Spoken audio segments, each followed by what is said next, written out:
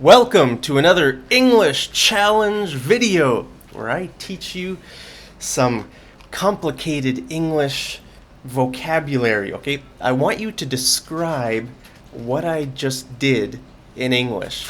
Okay, I want you to describe that. How would you describe that? I want you to describe the two steps, okay?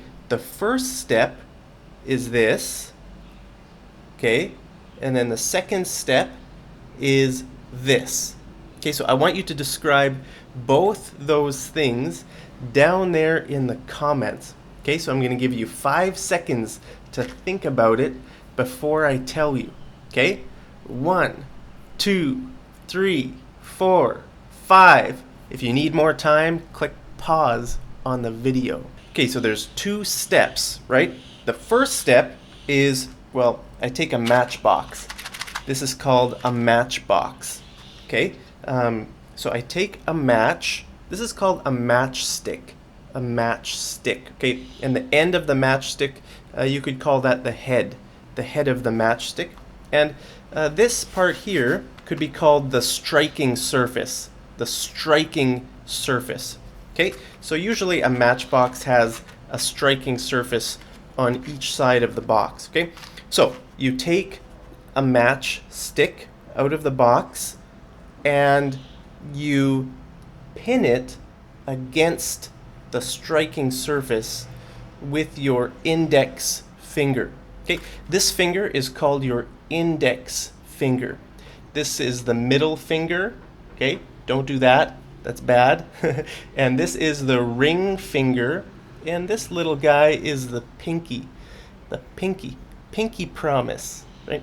And this is your thumb. Okay, so you take your index finger and you pin the match against the striking surface.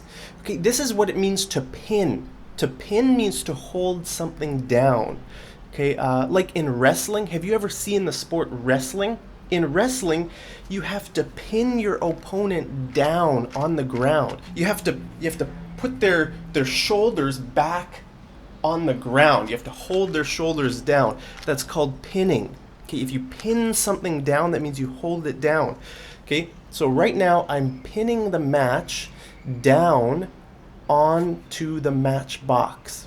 Okay, onto the striking surface. So that's the first step. Okay, I'm pinning the match against the striking surface with my finger, or you can say index finger. Okay, now what's the second step? This. How would you describe that? Okay, it's pretty easy. It's just one verb. Okay, the verb is to flick. To flick, okay? So after you've pinned the match against the matchbox, then you flick the match and it bursts into flame. It bursts into flame. What's another word for that? If something bursts into flame? Combustion? Combustion? No, that's not the word I'm looking for. Ignite? I think the word I'm looking for is ignite. Okay, so you ignite the match. Maybe that's not the word, but it's good enough. Okay, so you ignite the match. That means you start it starts to burn. Okay, so when I flick it, the match ignites, and well, the match flies away. And it's burning, right? So here we go again. I'll do another one. Ready? Stand back. I don't want you to get hurt. Here we go.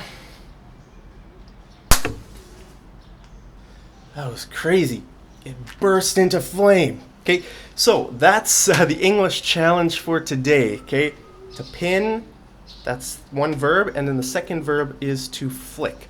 Very often, English learners never learn these kind of specific verbs to describe certain actions, like to pin or to flick. I'm curious to read your comments down there. Don't cheat, right? Tell me what you were really thinking, how you would describe this. Because, you know, if you don't know the word pin and the word flick, you know, your answer might be okay, but it's not the best. Okay, I want to teach you the best English, the most specific English, so that you know how to handle different situations in English.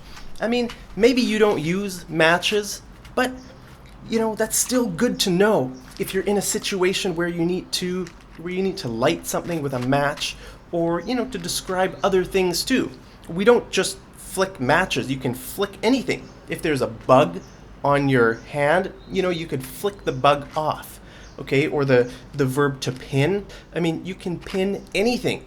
You can pin down anything, right? So those are very important words. They're pretty advanced words, because I know a lot of English learners, and I never hear English learners using such specific vocabulary. Hey, I want to teach you 2 more words. Actually, just 1 more word. Do you know what this is called? This is called a lighter, and actually this is called a lighter too.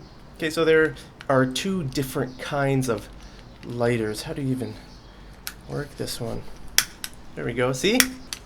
This one is probably safer than using matches or using this kind of lighter, because this kind of lighter, sometimes if you're trying to light a stove and you hold your hand this way, it can burn your thumb, right? So it's probably okay for like lighting cigarettes, right, if you smoke. But if you need to light something below you, then this one is a bit, it's probably not the best, because you end up burning your thumb. Anyway, I hope you find that vocabulary useful. I hope you guys are having a great day. I'm having a wonderful day. It's beautiful weather here in Chiang Mai, Thailand. Hope to make a few more videos here in this nice weather before I have to go back to the frigid, cold Canada. I'm not looking forward to going back. I wish I could stay here forever, but all good things come to an end. Anyway, hope you guys are having a great day, and I'll see you over in the next English challenge lesson. Take care.